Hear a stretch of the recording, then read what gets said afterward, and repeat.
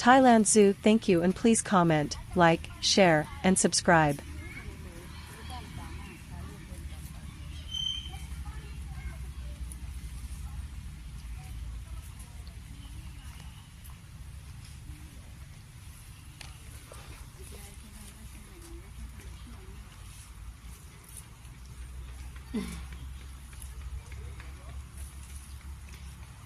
ไม่ใช่คนไทยใช่เหรอ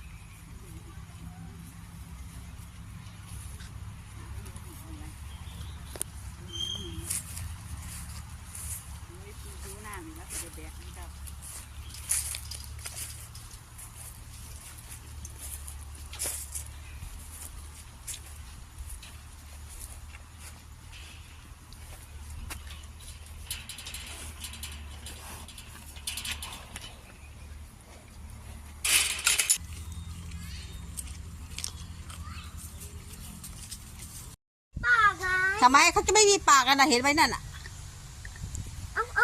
เธอก็พูดบ้าไปไม่มีปากทำแบบนี้ทำไมนะยังไงเขามองอยู่เลยเขามองอยู่นั่นน่ะต้องบังดูเอาจะกินไหมอย่าเข้าไปใกล้นะจะกินไหมออกตัวทั้งลิงทั้งนี่แหละก็มาแล้วมาเรื่อยตามเรื่อยตามเรื่อยมาเรื่อยเป็นไงบ้างน้อย เป็นไงโอ้โหโยนนี่มันกินทำไมมันไม่กินกินเลยมันเห็นแตงโมไหมงลองกินดูก่อนอะไรวะเขาค่อยๆก้าวนะ